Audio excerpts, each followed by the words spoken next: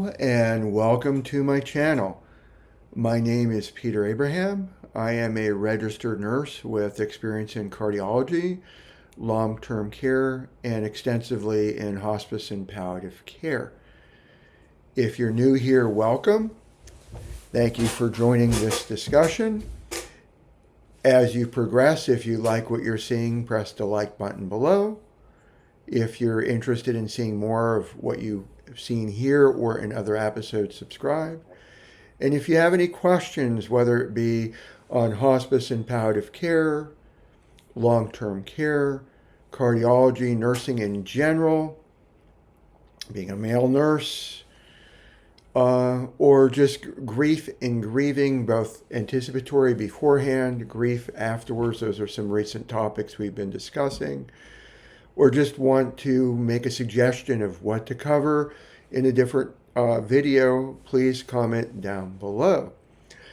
As in previous episodes, I like going over what am I grateful for since the last video. That was this past Friday. And today, as this recording, it's Tuesday, the 25th of February. Normally I'm shooting these videos on a Wednesday and a Friday. So we're just one day early.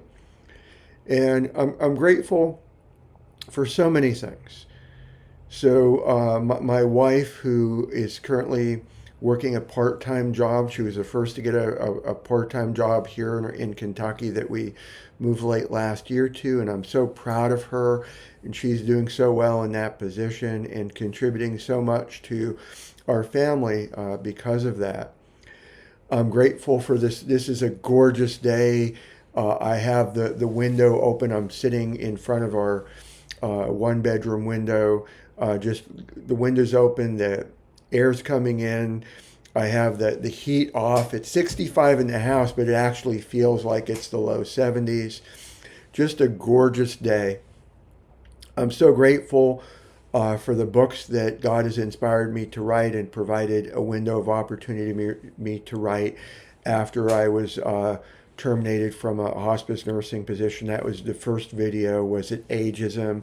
Was it because I'm unvaccinated for, can't say the word, or was it because I advocated too strongly for a lung cancer patient who wanted palliative sedation? But God opened that window for me to write books. And so I've been spending almost every day. Sometimes it is 7 days a week. I do take breaks. Sunday, Laura and I did go. We thought we were going to learn how to identify animal tracks. And so we went to a certain area in central Kentucky. And we thought we were going to be identifying all these animal tracks literally in the field. So we made sure I had alarms set so that we leave on time. And then we get there. And it was enjoyable. But it was for children to identify animal tracks that were drawn on coloring paper on the floor. It was enjoyable. We got time out. We actually realized that had it been what we thought it was going to be, we did not wear the appropriate footwear. But we did get out and about. So I'm grateful that we could do that. And I'm thankful for all of you who come to watch and see here and there from far, wherever you are. No pun intended. Today's discussion, I want to try to keep things short. One of the inspirations I received for the book that I just literally, the paperback and the hardcover came out early this morning, the Kindle version late last night, was a book about the hospice conditions of participation. So a lot of the books that I write either come from direct input. So like Tanya Frazier, for example. Hi, Tanya, if you're ever watching any of these videos. Tanya wanted books written about patient rights. She, like me, strong advocate, same way with Martin Lewis, strong advocate for patient rights. Your right as a human being is very fundamental. And so, patient rights. But Tanya specifically wanted me to write a book on trying to help my fellow, she's a hospice nurse too, our fellow hospice nurses know that when you put that pulse ox on your patient's finger, we're not trying to treat the number, whatever number comes up. Yes, we're writing it down, but we should also be looking at their comfort. I literally had, and I know rabbit trails, if you're watching these videos, this is common, forewarning.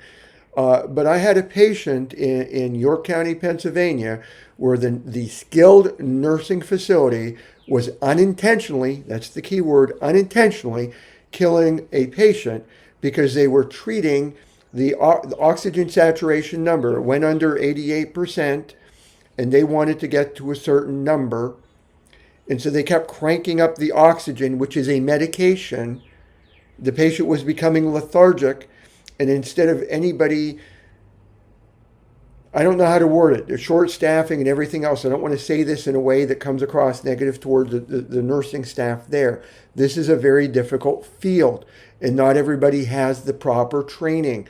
Nursing school gives you just enough that you can not kill somebody by accident, so to speak. It gives you the bare bones minimum. It's the hardest thing. The NCLEX is the hardest test anyone will ever take outside of maybe medical boards for doctors.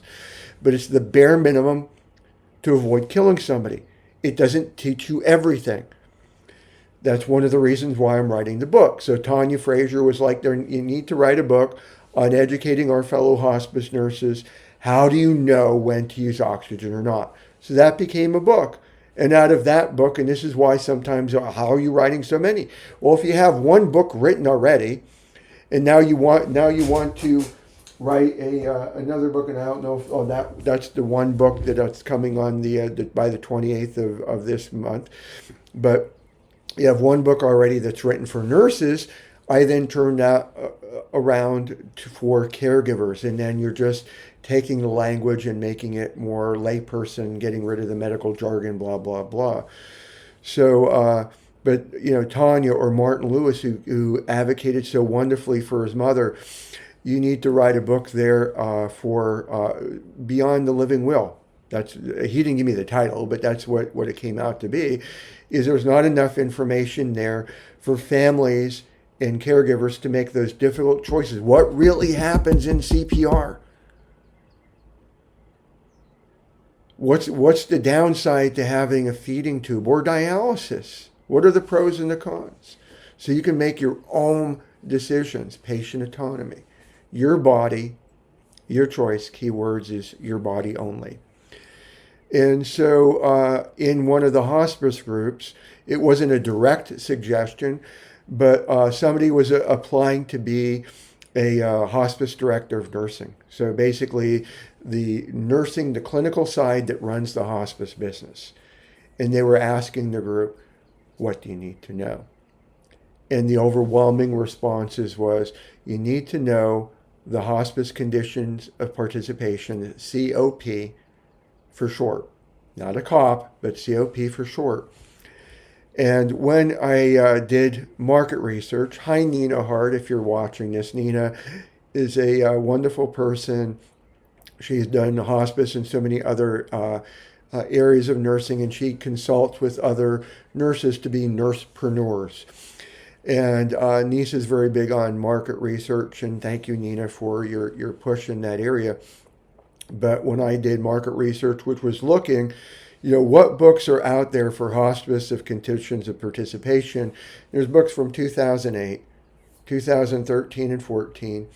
Yes, there's a book coming out for 2025 from the National Hospice and Palliative Care Organization. I'm sure it's going to be wonderful. It's not yet available.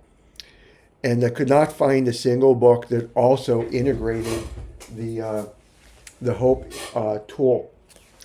So I just finished in paperback and hardcover versions. It's 283 pages. It's 11 chapters. It has the most appendices that I've ever put in a book because I want it to be extremely thorough as possible.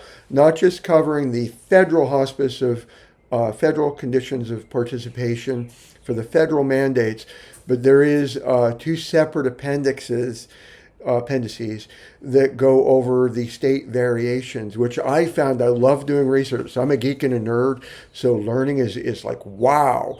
So like when I read that like in the state of Nebraska, they actually have a regulation that allows if you have a farmer living at home and receiving hospice at home, remember hospice is a service, not a location, they can have their farm animals. Can you imagine having a cow and a goat and some chickens in the bedroom with the patient? Actually, to me, I would do that regardless of whether there was a regulation or not. If the family wanted it, that's like I'm all for patient advocacy.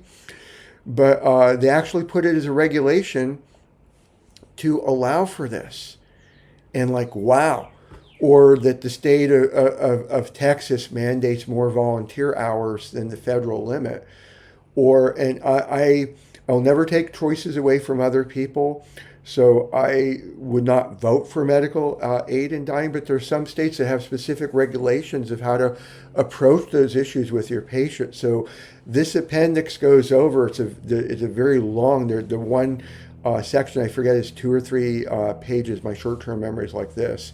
That's why I'm a big to-do list person and put it in writing. But this is a very extensive book. So what I'm going to show you shortly is going to be the Kindle version cover, and also be the cover of the paperback and the hardcover book, but on terms of the front. The chapter layouts for the table of contents. I believe I captured all of chapter 3, which is one of the chapters, so you can see, get an idea. I try in every single chapter to have clinical examples and case studies as real world as possible from what's out there, especially as it relates to the HOPE tool. In chapter 10 goes over integration of the HOPE tool, and there's an appendix, the crosswalks. Here's how the HOPE tool integrates with the conditions of participation. And there, as part of the appendix, also here's a condition of participation, and where in this book can you find that particular area for those that buy this book in that book. And so I'm going to show you, it has chapter 3, so you can get an idea for the writing style for the other chapters. It also has the references, which it came up with my bio as well, because I'm doing 2 pages at a time. But let me run that by you. So what you're seeing is the book cover for the Hospice Conditions of Participation Handbook, the table of contents for the 11 chapters and the appendices. Chapter 3, every chapter includes learning objectives, key points, why this matters. I try to include clinical examples and case studies where appropriate, along with workflows. Everything is cited and appropriately referenced. Tables to try to make things more digestible from a information gathering point of view. The conclusions have discussion questions, practice scenarios, Socrates questions to enhance learning. There's APA references, my bio, and there we go.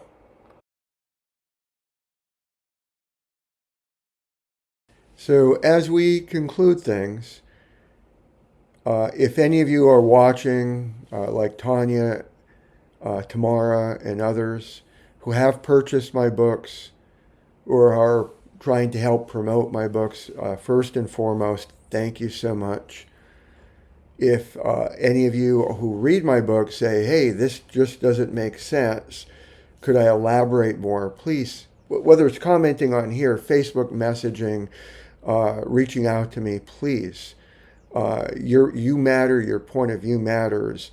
Part of the reason I'm doing these videos is to try to elaborate how much you matter and why there's a reason to just be grateful for various things. Part of being resilient for dealing through grief matters is having a heart of gratitude. So where I'll leave things at is I am looking at doing, whether it be online or in-person courses. Nina, if you're watching this episode, thank you for watching. But you are on my mind to reach out to you I just have to work through because I do want to pay appropriately. I don't mind anyone offering anything free, but I also don't want to ever take advantage of anyone in any situation. But I will be looking at how do I take the various books that I have written, small handfuls. How do I take the books that I've written, take that which is appropriate in bite-sized formats, not necessarily that small, but how do I turn it into an online course? Is there a way that within financial reason to have it as a continuing education credit? That's what I would love to do. I don't know if I can financially, but if God wants this to happen, God will provide. But that's where things are for now. Again, if you have questions, maybe your question doesn't have to do anything at all with nursing or grief, but maybe you're just interesting. How do I publish a book on Amazon? I went to a men's group last Friday. It's going to be short. And David was sharing, I hired somebody to publish them. Maybe I shouldn't have hired them. I don't know the answer to should have or shouldn't have. But it's you don't necessarily have to hire somebody. I'm not trying to say hire me. I could freely lead you to the right sources on Amazon. And if you happen to be local to Kentucky, might be able to meet up. Don't know. I have time. So I'll leave it at that. Thank you for watching. If you like what you see, like, comment, subscribe. Thank you, and God bless.